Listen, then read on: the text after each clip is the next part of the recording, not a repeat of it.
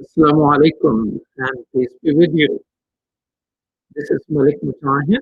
I'm an Imam in Chicago and you're watching Muslim Network TV. We're on Galaxy 19 satellite as well as Modern Fire TV, Roku, and our own channel on YouTube and MuslimNetwork.tv. MuslimNetwork.tv is live there as well. Today we'll be talking about something which is extremely critical for our country. While we are talking about racism, it's standing up against racism. Today and yesterday, I'm thinking of the future in the Islam. But due to the Islam, we need to talk about just the system of the criminal justice system and the police system. How we need to think in a broader sense. And in the broader sense, comes the issue of other reforms, like preparing for the future. Who prepares for the future? These are the teachers. These are the school systems. And now we have 662 educators of color and educational scholars of color across the US. They're calling for the retreat from the market-based initiatives like the so-called portfolio model, extension of choice, and deprofessionalizing of teaching itself, being fostered by billionaires upon poor communities of color. These 662 educators are saying that the public is being misled. Billionaires and profits are increasingly fostering so-called quote-unquote reform initiatives upon the schools that teach predominantly students of color and low-income students and are using black and brown voices to echo claims of improving schools or advancing civil rights in order to rally community support. The educator who is leading this campaign is Professor Kevin Kumashiro. Welcome, Professor Kevin Kumashiro. How are you? Thank you so much for having me. It's great to be here. All right. Professor Kumashiro is an internationally recognized expert on educational policy, school reform, teachers' preparation, and educational equity and social justice. He is former dean of a school of education at the University of San Francisco and is the award-winning author or an editor of 10 books, including Against Common Sense, Teaching and Learning Towards Social Justice, and Bad Teacher, How Blaming Teachers Distort the Bigger Picture. He has recently authored an article amplifying the voices of 662 educationists entitled Corona Capitalism and the Radicalized Looting of Public Schools. Welcome to Muslim Network TV. I'm really excited to be joining you in conversation today. Thanks for having me. Well, Professor, what surprises me is that you are pretty bipartisan, equal opportunity critic when it comes to education. Yeah, I think a lot of what I've been writing about and studying recently is how the reforms that are underway right now that are really dismantling and weakening public schools come from both political parties. Republicans and Democrats in some key ways seem to be agreeing on what we should be doing. And I think the research is clear that these reforms are not working. So what surprised me was that, this your article of the looting of public school is right at the first paragraph, and you refer to Ernie Duncans, the tall Chicagoan from Hyde Park who used to play basketball with President Obama before he was a president. And I must admit, I have multiple dinners with him when he was the leader of the Chicago public school system. And you say he's the one who relied on a disaster in Louisiana and jumped on reforming, which essentially gutted the whole public school system there. And it is the same thing which our sitting Vice President Mike Pence is saying. So America, in the partisan conflict, welcomes everything which is bipartisan, and here you are criticizing it. So tell me why this coincidence that liberals and conservative and Democrats and Republican agree to something? There must be a disaster they're trying to reform. Yeah, so the article you mentioned about corona capitalism and the racialized looting of public schools is about what's happening now with the coronavirus pandemic. But I begin that article talking about what happened 15 years ago in the aftermath of Hurricane Katrina in New Orleans. And really briefly, what happened there was that before the floodwaters had even receded from the city of New Orleans, from Hurricane Katrina, the Republican Study Committee, which is the very conservative caucus of Congress, was meeting to talk about how to respond to the hurricane in ways that advanced what they called pro-free market reforms, which is, about kind of marketizing and privatizing the system. And one of the sectors that they wanted to target was education. And indeed, within the next few months, we saw the first federal school voucher program being launched in New Orleans. We also saw the state take over the schools, and almost every school within the next few years became a charter school that kind of fueled the privatization of that school district. And the results, some want to say, Arne Duncan, the reason I bring up Arne Duncan is because he's known a few years later for saying that this is, quote, the best thing that happened to New Orleans was Hurricane Katrina, because it allowed them to start over and charterize the district. But the reality is that achievement actually, in some ways went better and in some ways didn't. And what we also know is that it exacerbated racial segregation in those schools, much teacher turnover, much kind of community separation, and it fueled kind of profiteering off of public schools. And I bring that up as a model for what's happening today, because the two big kind of conditions that we saw in New Orleans then is the same here. It's massive school closures, which is what we're seeing throughout the country now, and a lot of federal funding. So the same things happening in New Orleans happening today, but at a much bigger scale. And I think we should therefore be looking at what were people trying to accomplish back then. Both Democrats and Republicans celebrated it, and how is that being repeated right now? So I understand the Republican going for it, because Republicans, everything private is good and everything public is bad. And if they have a subcommittee of politicians working on it, it may or may not be informed by direct input from educationists or education expert. It may be a dictate of an ideology of conservatism, using the Republican Party tool to implement that.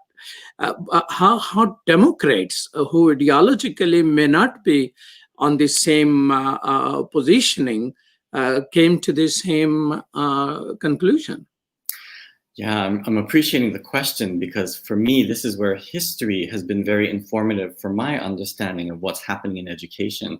Because I think what's fueling the ideology that drives so much of school reform right now is one that has emerged in this country over the last, say, 70 years, and it's neoliberalism. It's this notion that if you can make everything compete with one another, that's going to drive improvement. So making a system, whether it's like the healthcare system, the economy, the educational system, look like a free marketplace, that's actually going to drive improvement. And so we saw this philosophy inform like international economic policy back in the 50s and 60s. We saw it even drive education policy around the world in the 70s and 80s, particularly in Latin America, where some of the countries with the highest literacy rates marketized their systems. And then you saw a huge kind of shift in the quality of the educational system, so that literacy rates plummeted within just a matter of years.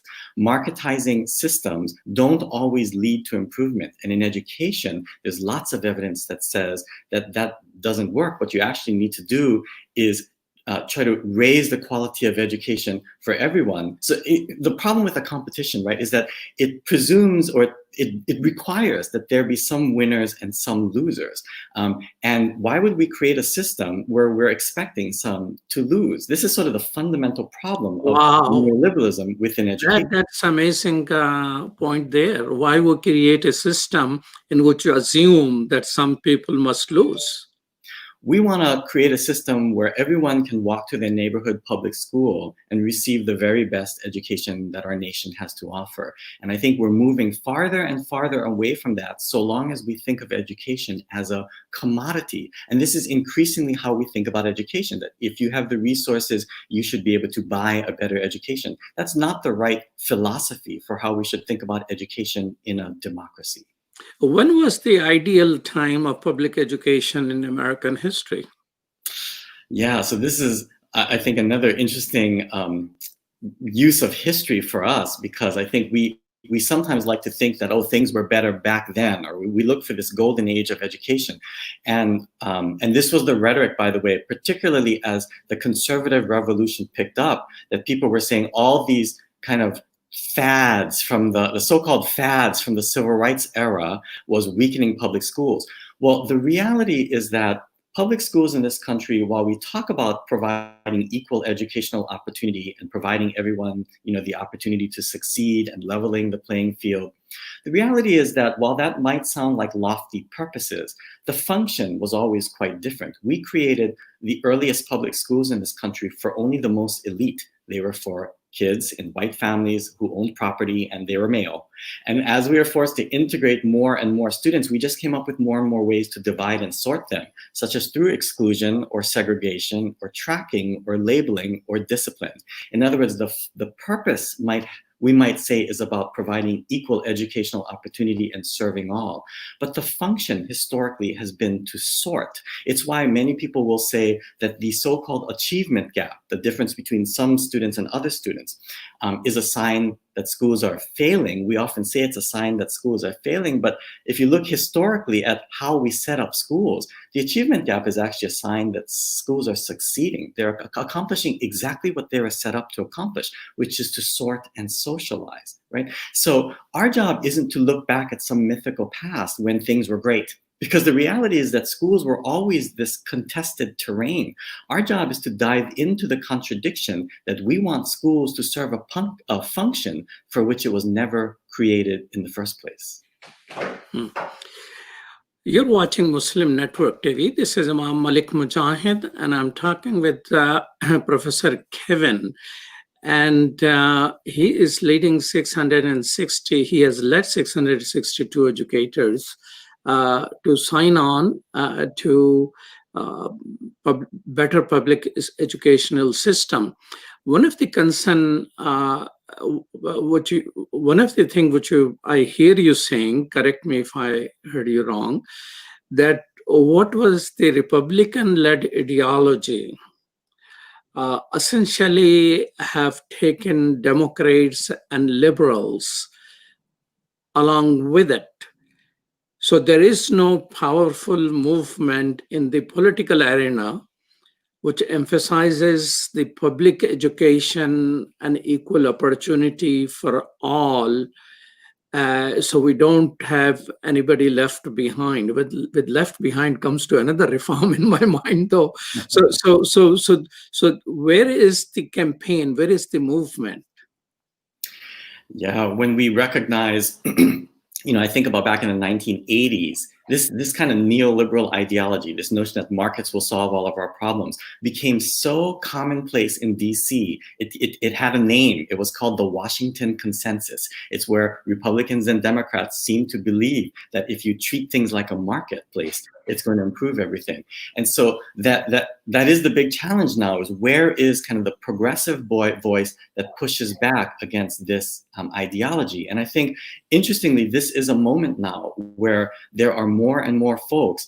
I mean, people have always spoken up against kind of the dominant trends to quote unquote reform schools. But I think in this particular moment, there seems to be, with a lot of kind of public uprisings, maybe especially over the last 10 years around, you saw a lot more teacher strikes happening. You saw parents organizing against high stakes testing. You saw students walking out around safety. There's a lot more kind of mass mobilizing that's happening that says we want to push back against the dominant frames, the dominant messages, that the rhetoric, the stories that we're all buying into, that this is the only way to go. Like Democrats and Republicans seem to be buying into the story that testing tells us everything we need to know. So No Child Left Behind, but also Race to the Top, relied so heavily on testing that it ballooned the testing industry. It created this amazing opportunity to profiteer off of testing. Same with technology. As we close schools right now because of the COVID pandemic, there's massive profits to be made if you technologize, overly rely on technology to solve all of our problems. We should be insisting not that we double down on how schools have always looked, but that we radically reimagine. And I think a lot of the organizing that's happening right now is about trying to radically reimagine what schools can and should look like. Thank you so much. So we're talking with Professor Kevin Kumashiro, and this is Imam Malik Mujahid. You're watching Muslim Network TV on Galaxy 19 satellite, as well as muslimnetwork.tv. We'll be right back after these messages.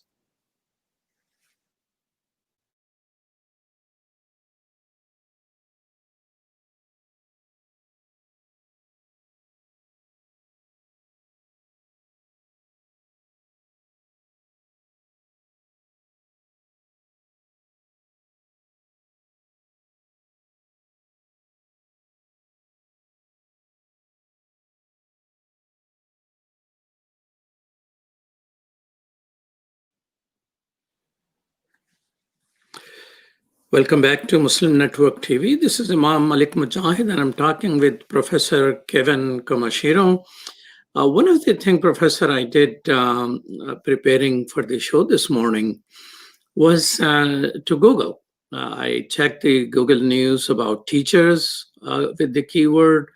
Then I checked it with public schooling. I also checked public school reform. And to my surprise, with each one of those searches, I got just one article among the tons of articles which showed up. News item, that is. One was about, teachers pointing out how few Black male teachers are there. I think only 2%, and we'll come to it. Another article was about the World Socialist website talking about the education remap. And when I checked for the public school reforms from any side of the debate, there was just one article, is Stanford Social Innovation Review, and that was it. So there seems to be hardly any attention to public schooling reform. It's not part of the debate.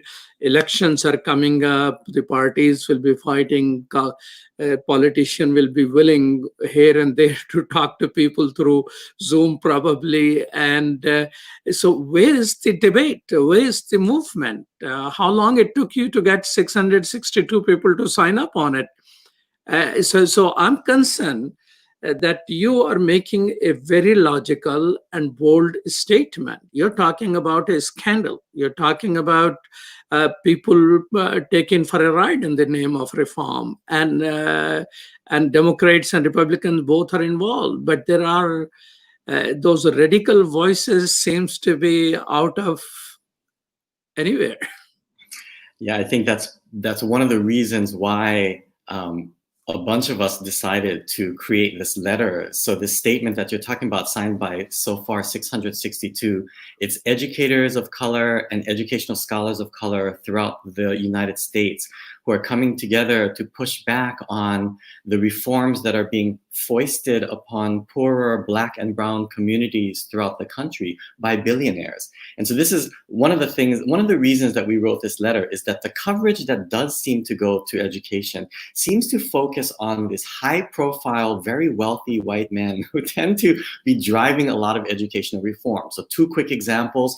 Recently, in the last few weeks, you saw the governor of New York create a task force that is about reimagining or revisioning public schools in New York. And who does he appoint? He appoints billionaires, including Bill Gates, who has long been involved in education, but his reforms have been very destructive to the poorest communities in our country. And most recently, just within the last week, who gets a lot of attention is Reed Hastings, the founder of Netflix, who gave over $100 million to historically black colleges and universities, HBCUs, even though in California, Hastings has really championed the disenfranchisement of communities of color from governance by moving away from elected school boards and the proliferation of charter schools, which, as you mentioned, there's kind of a scandal going on with charter schools that are they're raking in tens of millions of dollars that were meant for small businesses, hundreds of millions of dollars that were meant for neighborhood public schools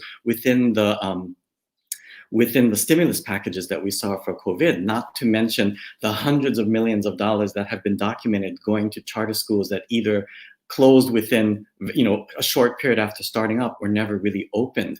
And so there's a lot of money that's influencing education right now that seems to drive our attention without asking, well, what's actually behind all of these reforms and what actually is going on? And so the letter that we're trying to sort of get out there in the media is saying, actually, there seems to be a consensus among the billionaires about how to reform education. And so the statement tries to point to three major types of reforms that they're pushing for.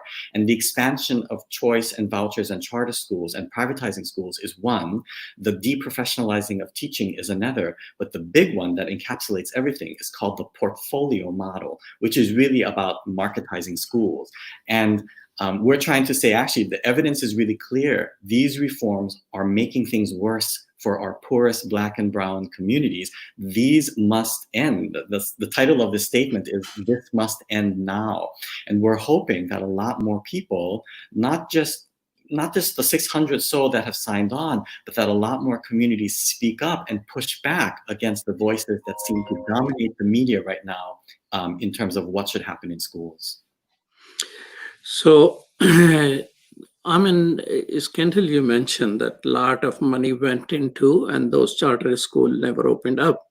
So scandals could be associated with the, with the public school system. There's a lot of corruption which happens in all institutions as well as charter system.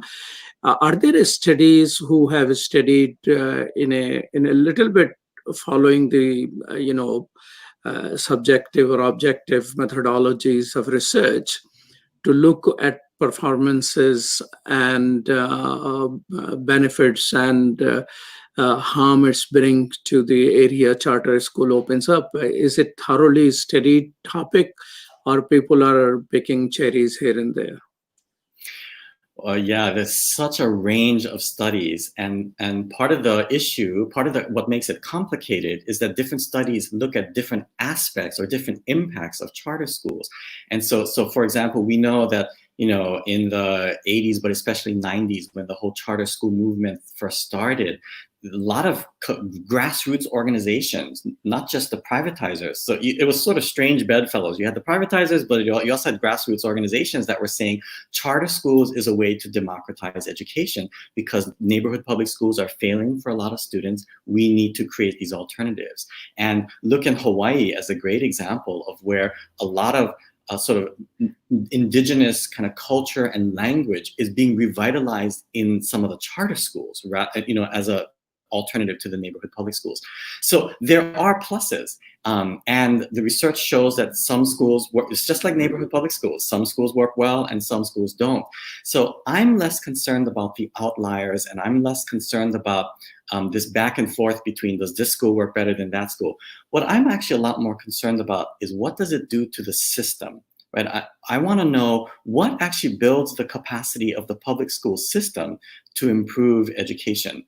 And when you charterize a district, is it more likely to leave schools behind? One of the reasons that some charter schools perform better is they don't have to take and serve the wide diversity of students that neighborhood public schools need to serve. You don't necessarily have to take students with disabilities, students who are English language learners, students who are homeless, students who are poor, and so on and so forth, right? Whereas neighborhood public schools are required by law to do so. And so our job, I think, isn't to fracture the system. Our job is to figure out how do we improve the system to insist that it serve especially those who are most disadvantaged and disenfranchised from public schools. And so that's the sort of the type of questions that I'm more interested in. But yeah, as you point out, I think there's a range of research. And part of the issue here, the complexity, is that they are asking very different kinds of questions, all very important, but very varied. And that's what makes our understanding of the charter school movement so difficult to sort of grasp. Well, thank you so much. So thoughtful responses from you. And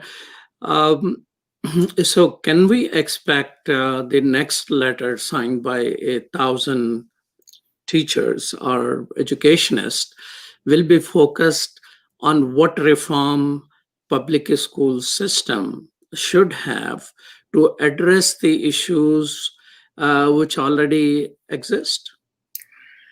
Yeah, well, because right now, the people are talking about criminal justice system reform and a police reform. Discussion and debate about reform is to the level that even Republicans chose the only Black senator they have to present that they are looking for some reform in policing as well.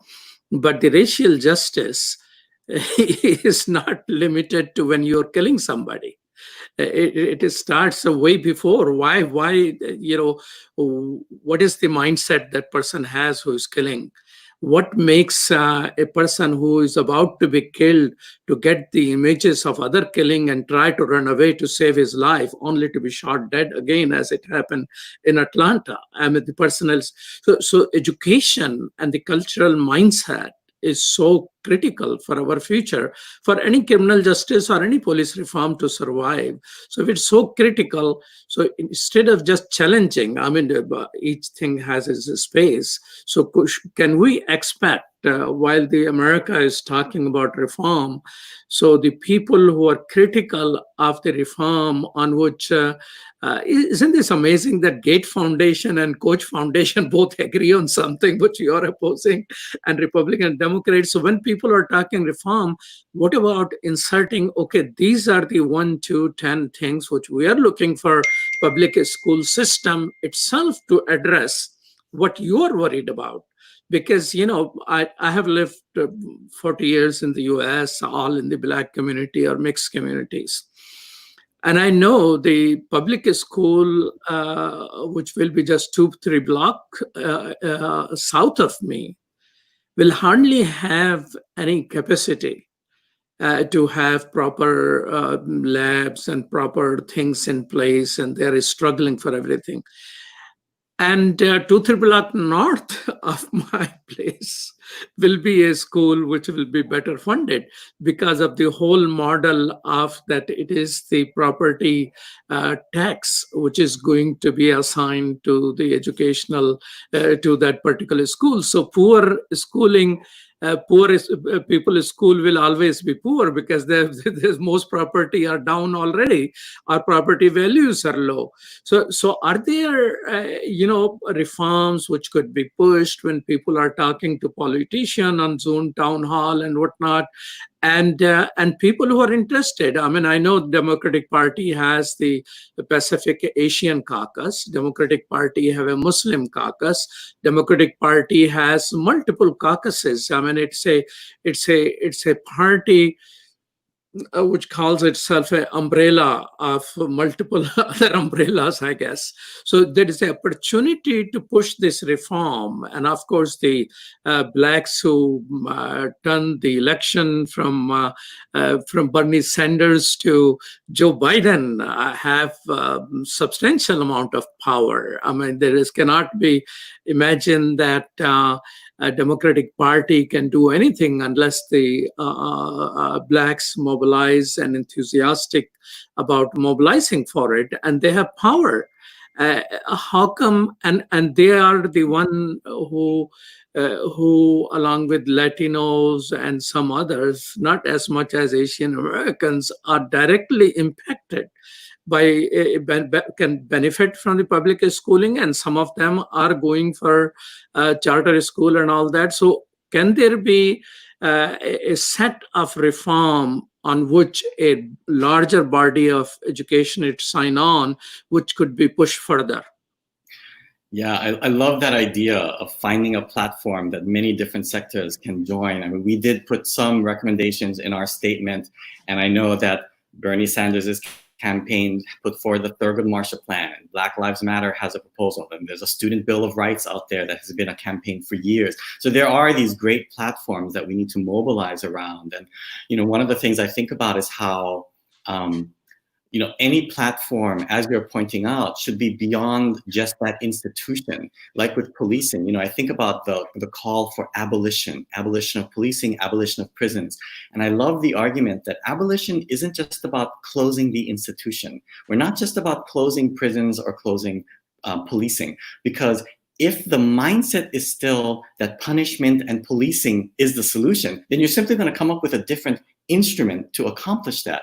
So the wonderful scholar Ruth Wilson argues that abolition is actually about changing the social conditions that make prisons and policing into the solution. Right? It's about changing all sorts of things. So when we think about education as well, it's not just about tinkering with one policy or another. It's about actually looking at all the different institutions that intersect with schooling, like funding, and like neighborhood segregation, and like disenfranchisement from governance, and like sort of the profiteering through high stakes testing. And it's all these things that intersect, right? It's not just the school itself.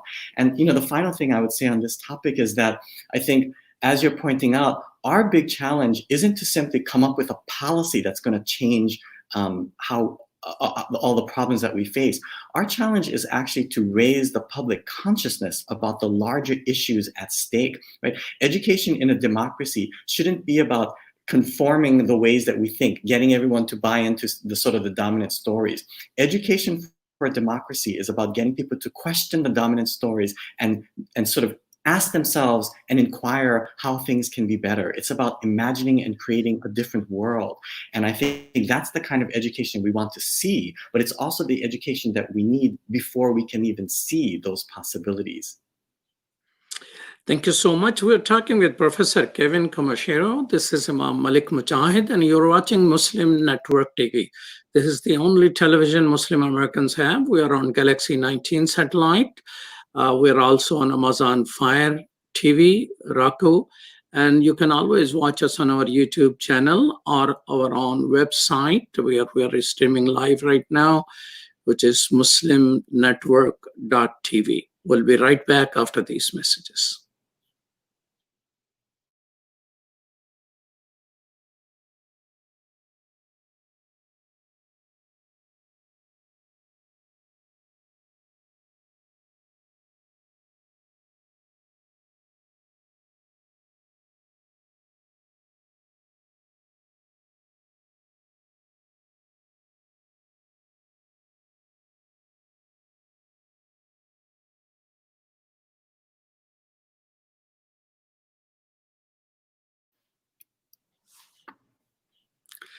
Welcome back to Muslim Network TV. This is Imam Malik Mujahid, and I'm talking with Dr. Kevin Kumashiro. And we're discussing public education for the whole country.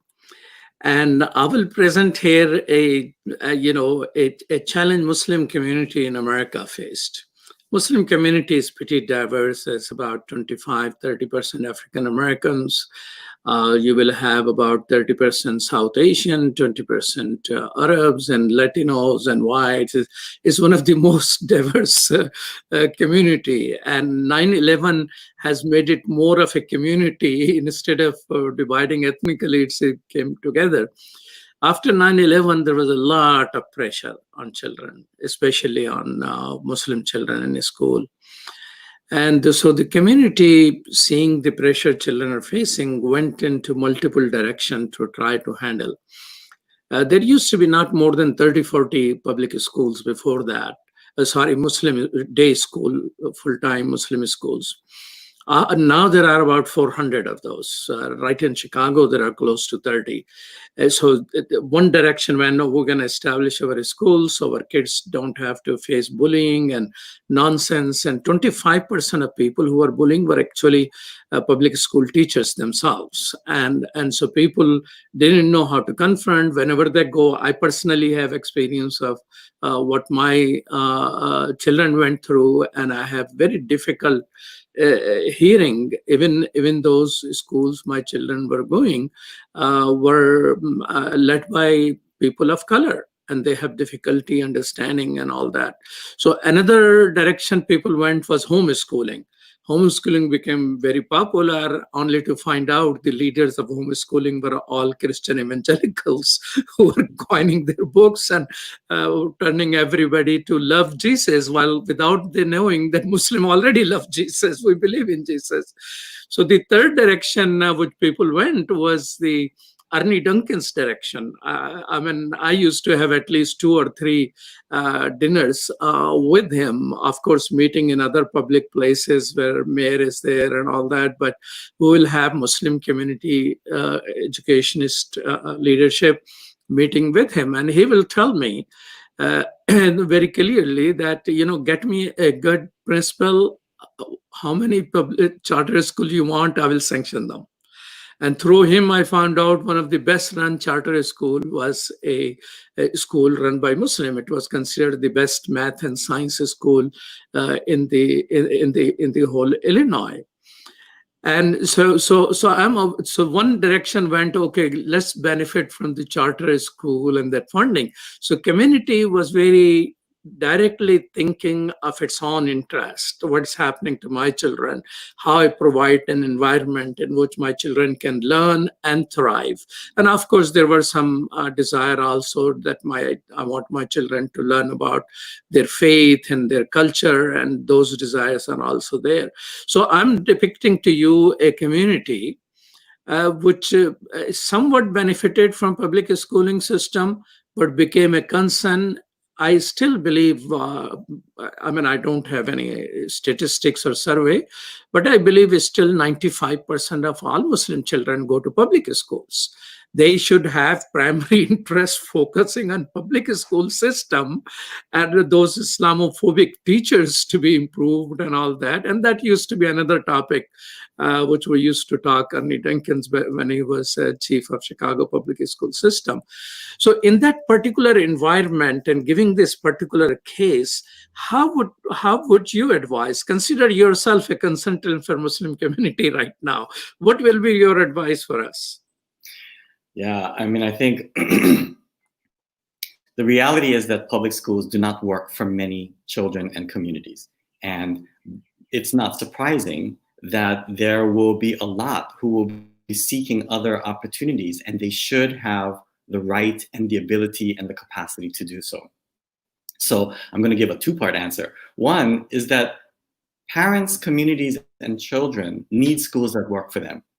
And we all need the ability to be able to find and create schools that work, right? And so these kinds of options are incredibly important.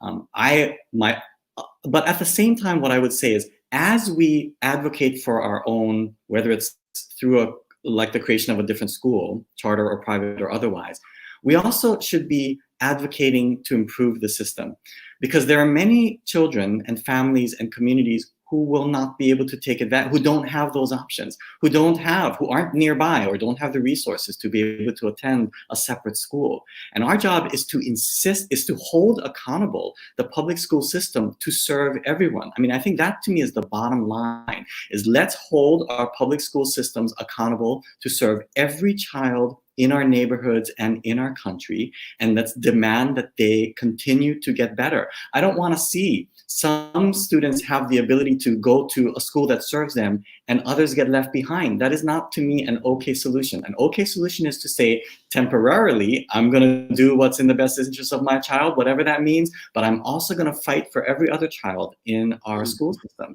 And I think that's why many want to take this 2-pronged approach, which is, yes, if you want to, just like I was talking about in Hawaii with the schools for Native Hawaiian students, or for sort of revitalization of Native Hawaiian language and culture. Those are incredibly important interventions, but they're not actually the only thing we need to be doing. We need to be saying schools in Hawaii need to serve everybody. And in fact, even if you're not Native Hawaiian, you need to be in a school where there are Native Hawaiian teachers and where you're learning about sort of cultural and language revitalization, because that kind of sort of diverse curriculum prepares us all to succeed in the world, in a very diverse world. So let's hold our schools accountable to serve everyone. I think that would be one of my big calls to action to any community who's looking to advocate for their own. So this is an extraordinary position which you have, that people should have choices. People should have options available, what suits for their children. But we cannot save our children by ignoring all other children. So a common good public education system, which should have reforms of its own, but not at the risk of abandoning that. And that's where I like to share a scandal with you.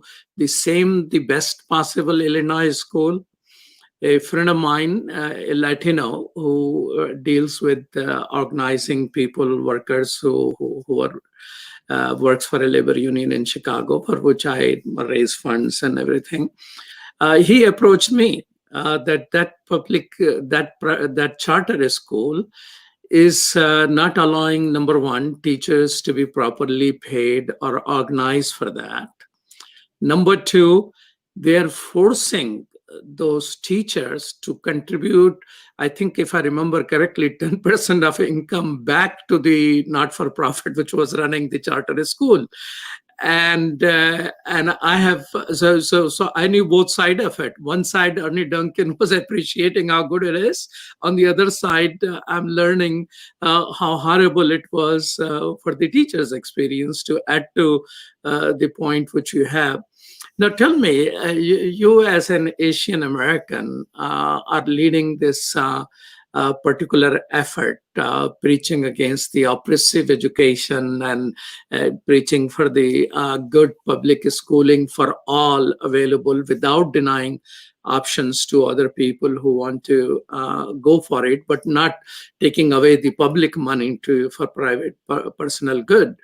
I remember a little oppressive education of mine, and how in the elementary school in Asia, little kids in elementary school will be physically beaten up.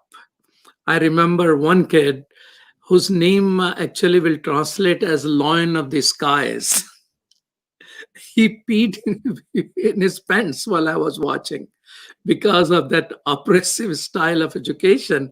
So when you became a leader of the crusade against oppressive education, is there some oppressive education from the Asian background I detect here? Yeah, I mean, such a great point, right? That even some of the school systems around the world that we hold up as models for, because of their high achievement, are very problematic in other ways, right? There's pros and cons to so many different school systems. So our job isn't to find that magic bullet. Our job is to actually do the research, the hard work of asking, what does it mean to build a school system that serves a democracy?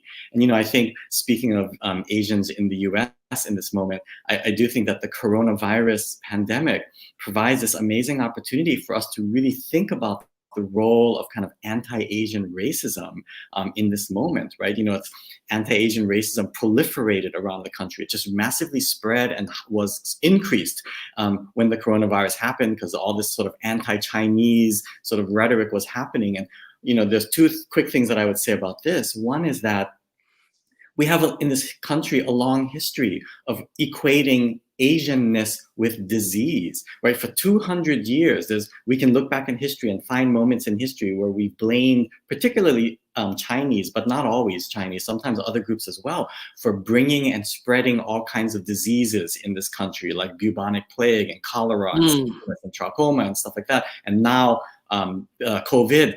And this relates to the second point, which is that in each of these moments in time, there was a political reason why this kind of racializing of disease emerged. In other words, there was a larger reason why we wanted to demonize China. Maybe it was because we wanted to end immigration, or maybe because we wanted to fuel segregation, which both of those were actually sort of things happening in history at the times of the emergence of this kind of labor restrictions, preventing unionizing, all of this kind of stuff. So what's happening right now in this moment is that we have a presidential election coming up. And we actually heard both of the major candidates, Trump and Biden, actually use anti-China rhetoric in their talking about this moment. And I think one of the things we want to ask is, well, why is anti-China rhetoric so important? Well, it has a lot to do with red baiting and anti-communism that has actually also helped us to understand why the progressive movement in this country has retreated so many times over the last sort of 70 years or so, right?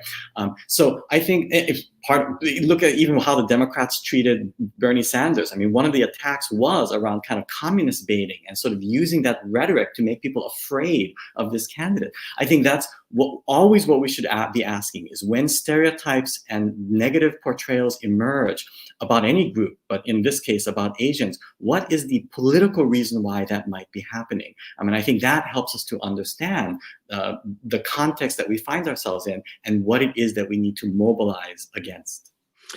Professor Kumashiro, one of the thing comes to my mind as a positive. I see these young people marching. I mean, I went to a march. Of course, being an older person, I remained in my car because it was a car caravan in the first march which took place. And I see these young people. I mean, there were hardly anybody of my age group. They were these young people. And they were all color schemes of God Almighty, black and brown and yellow and white and all the shades in between. So did public schooling create these new kids that in some areas there are, blacks who are not willing to sit down and behave, whites who are not willing to sit down and behave? Have we created enough rebels through public schooling? Should we take some credit for what is happening in the country right now?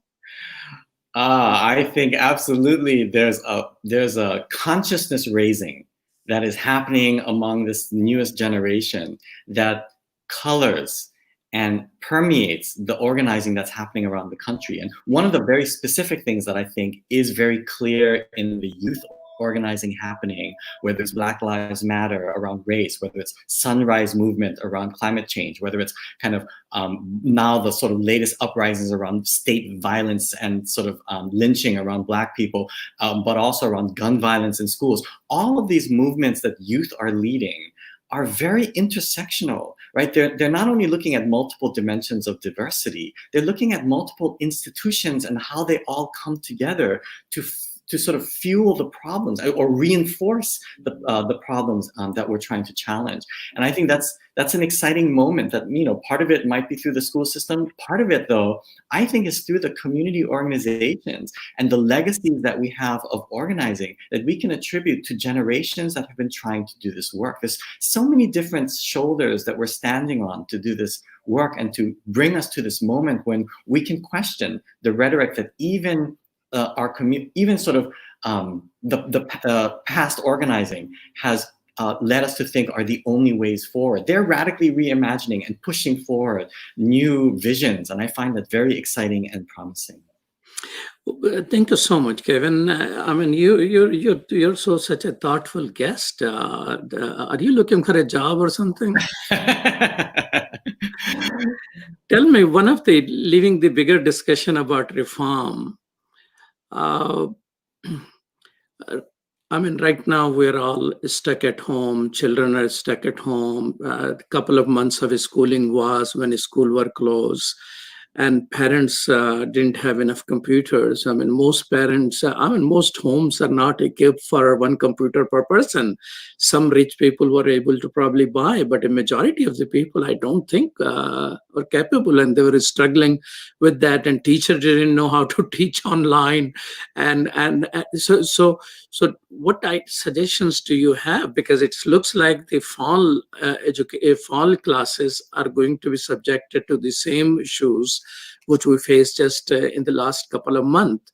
So what people should do now in summer to ensure that the largest number of public school students get proper education? I mean, we're looking at a loss of a nation.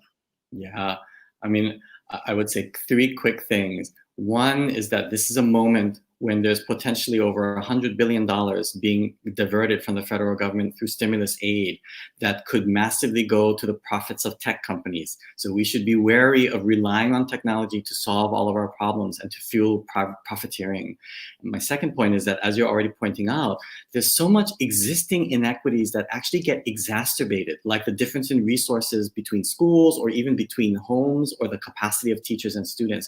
I think the first thing we should be doing is not trying to insist that we stay the course and stay on pace and just replicate everything that schools normally do, but online. That's not the solution. The solution is actually to forefront where are the inequities and tackle the inequities first, so that the people who are already being left behind don't get left behind even more. And then really briefly, my last point on this is, I think schools, where we went wrong in the last few months is we doubled down on delivering content and practicing that content, right? We did the most simplistic, narrow ways of thinking about education when we know that students were being traumatized. We also know that it's the soft skills like social interaction, social skills, work habits, conscientiousness, consciousness. All of those things get lost when we narrowly use technology to force students to simply absorb content and practice. We actually need to be developing their fuller selves in order to thrive in this moment. And I think that sort of dehumanizing of children is one of the worst, I think, atrocities that has happened in this moment. And if all we do is focus narrowly on sort of content, we lose our ability to nurture children in a moment when they most need to be nurtured. And so those are some of the kind of reframings that I would urge us to think about in this moment of as we look to the fall. Professor Kevin Kumashiro, thank you so much. I know that researching to talk to you, I looked into and I realized you're master of saying big things in a short amount of period of time.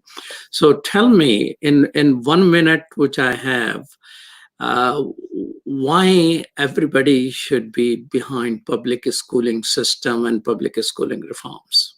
Yeah.